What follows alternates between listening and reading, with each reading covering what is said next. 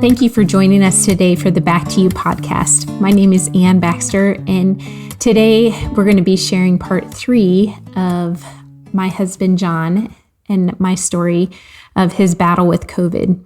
If you missed part 1 and 2, you'll want to go back and listen to them first before you jump into episode 3.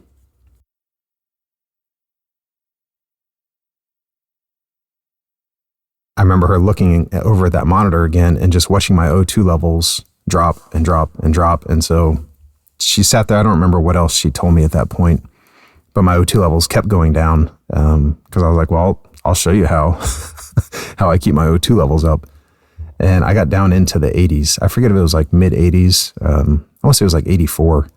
And it was pretty soon after that they put the oxygen on me.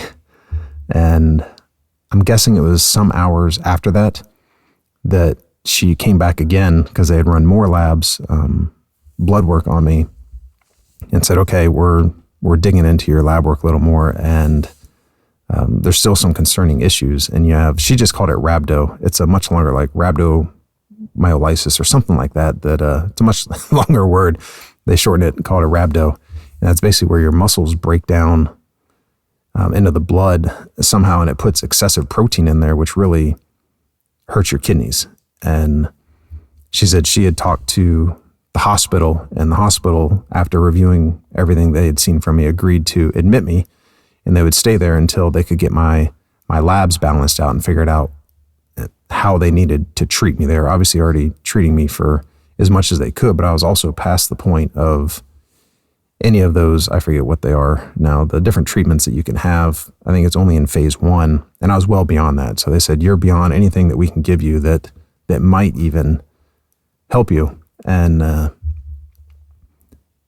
it was not too long after that, one of the doctors from the hospital came in, not the emergency department, and she's the one that I referenced in the video for church that we had an interaction, and she basically broke everything down for me of what was happening to my body. Yeah, if you haven't seen the video, our church did for our 21 days of prayer. It's had a ton of views and shares. You can search on YouTube for Graceway. It's all one word, and it's day 17 of 21 days of prayer. Or if you're friends with John or I on Facebook, we posted it. But this is a video where you're sharing an experience you had and with the doctor there, and what they told you that COVID was doing to your major organs. Yeah. She's the one that walked me through, literally pulled her chair up and sat down, because she was the one that she kind of bounced in, which wasn't typical.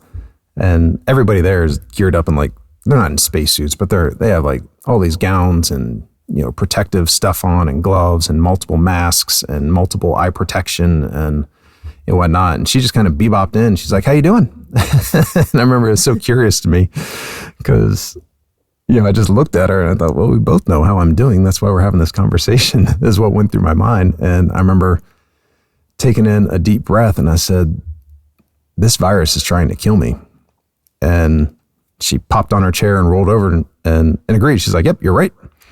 And then she went on to explain to me what was happening to all those organs in my body, and pulled up my x-rays so I could see the progression of COVID pneumonia. And whenever I was there on Saturday, the pneumonia was down in like the very bottom of my lungs, just in a section, maybe a fourth, maybe a third of it.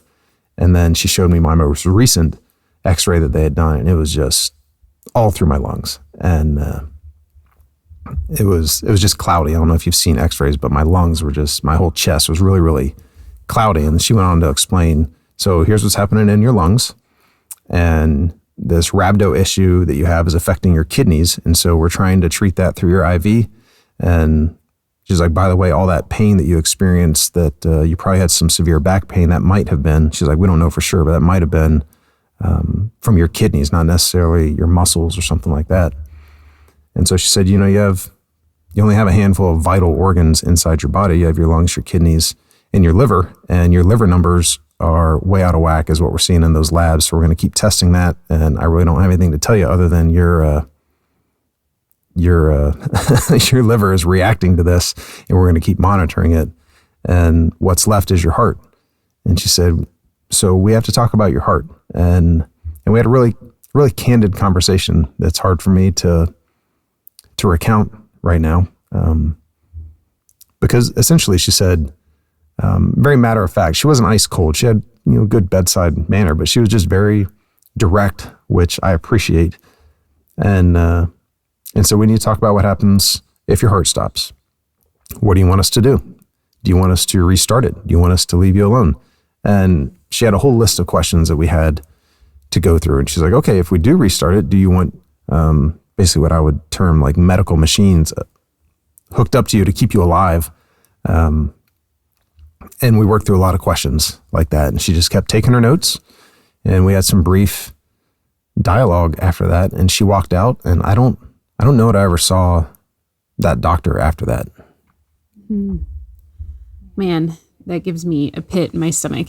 I think when we set up our trust and our will, you answer those kind of questions, but it's in the distance, it's not right in your face. And I just think that must have been really difficult to have to answer those questions when it's like in 2 minutes, Do you remember, what that was like for you? Oh yeah.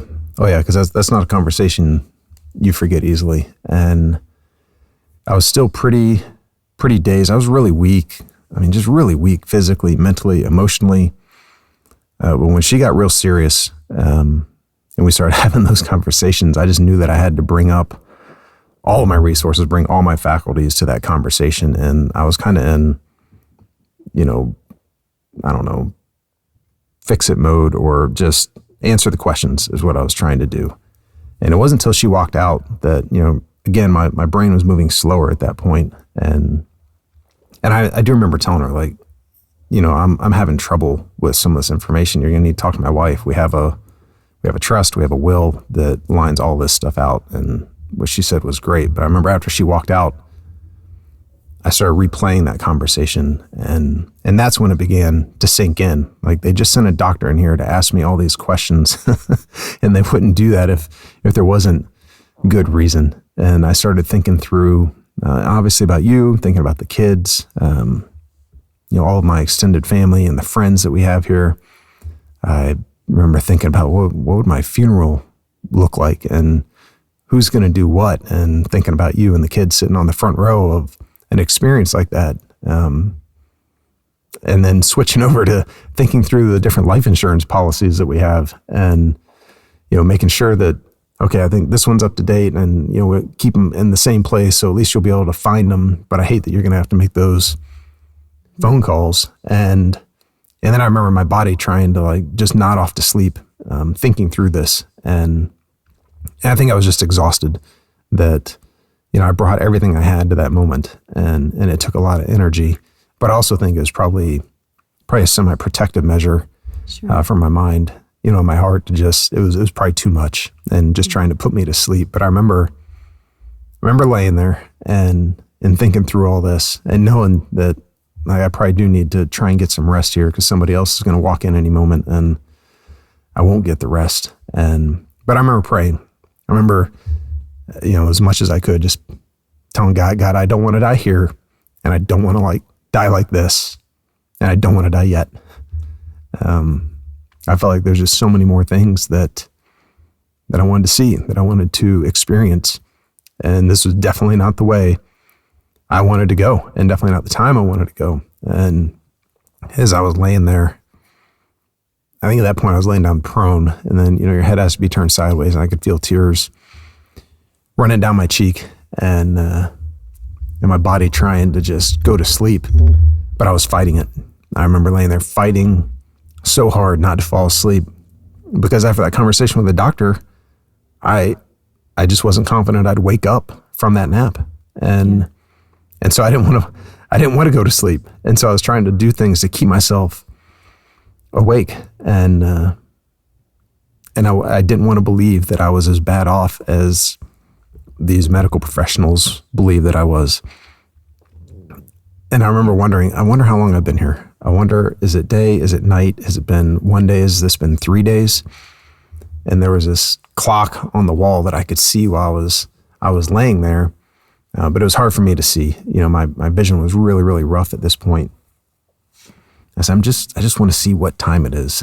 And I remember concentrating on the clock, and as I watched the hands, it was an analog clock, the hands were moving backwards. So the hands were moving counterclockwise, and they were moving really fast. And I thought, I'm probably just seeing things. Let me get my eyes squared away. So I closed my eyes and rested for a moment. I said, I'm just going to open one eye and put all my energy into seeing that clock with my one eye. And I remember I opened up my right eye, I looked at that clock, and I saw the hands on the clock start to vibrate, and then they started going counterclockwise again. And then I chose to stop looking at the clock and reasoned inside my head that it must be an atomic clock that just got the signal that it needed to reset itself to the proper time. So I didn't want to believe that my brain would do that to me, and surely there must be another explanation. But before I fell asleep, I just wanted to be honest with myself, and I got myself to the point that I really had to relent to the fact that I was probably in a lot worse shape than I wanted to believe to be true at that point. Yeah. Yeah. We were all in disbelief that our strong warrior of a husband, dad, friend was in this state. I think it was just really sobering for so many people, and just a wake-up call that a lot of us feel like, tomorrow is guaranteed to us. We have this confidence in our health. And I know for me personally, it's helped me to just look at today as a gift. And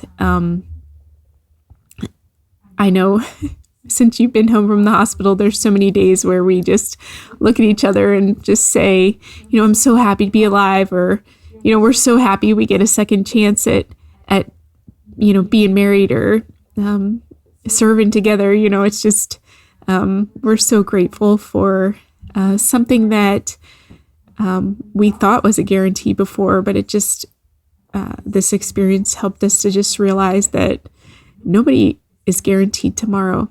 And so for you, laying in the emergency room, do you remember what happened next for you? What? Oh yeah.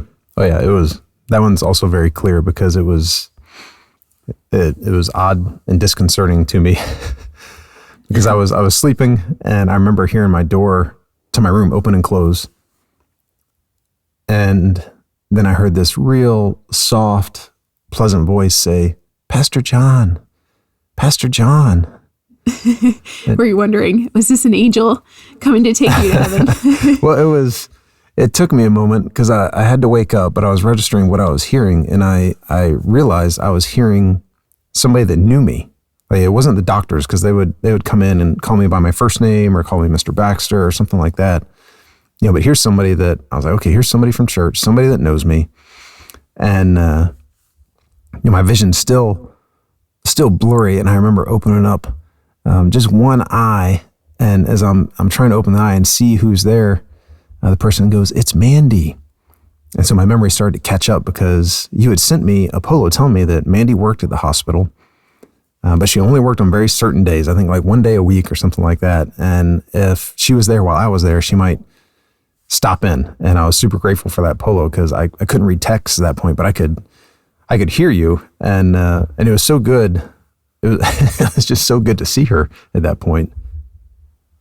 Yeah, we were just so grateful for those video messages that we were able to send to each other over that week. And I know I didn't show the kids some of the early Marco Polos. I would just tell them I got a message from you because you were declining so much. And I wanted their last memory of you to be one of before the hospital. And I also just didn't want them to be, more scared than they already were. Yeah, those polos were rough. Again, I've watched a couple of them, and just recognizing how hard it was for me to breathe, how hard it was for me to speak, and I'd lost my voice at that point. It wasn't just the Darth Vader like inhale of trying to get oxygen so that I could speak. It was I really didn't even have a voice at that point. Yeah. Yeah, I'm guessing it was probably just all the coughing maybe damaged your vocal cords. Yeah, I don't know, but even when Mandy was there, of course I'm laying prone, my head's turned to the side, and I'm looking at her with with one eyeball, and it was hard for me to talk to her, and I really don't remember how long she was there, and I honestly couldn't tell you what all she said while she was there. I remember her praying for me before she left, and I remember her telling me that there were thousands of people all across the world that were praying for me, because at that point our church was doing prayer every night for 3 weeks straight, and I was in the hospital during that time, and so I knew that was true. It's not something she was making up. It was literally people all across the globe and all these different time zones. I think that we figured out I was probably being prayed for 24 hours a day because of all the different time zones that were comprised of the people that had joined us during that prayer time. But the hard thing that I remember is after she finished praying, she was getting ready to leave, and I opened up my eyes, and I could see these tears just not like dribbling down her face, like pouring down her face, and I cried with her. And after she left, I remember wondering, why am I still crying? And I had two thoughts, and the first one was, because that might be the last person that truly knows me that's going to see me alive. And that was a hard thing for me to grapple with. But I was continuing to get worse, even in the hospital. And the second thing that I thought about was that I recognized her face. And I don't mean her as in Mandy. I recognize the face that she was wearing, because it's the same one I've seen before. It's the same one that I'd had before, and it's the face that a person wears when you see somebody in a hospital or a nursing home or in hospice care that you knew to be strong and healthy and vibrant. And the person you see right now, you believe that their time is very limited, and that was the face that I saw on her. And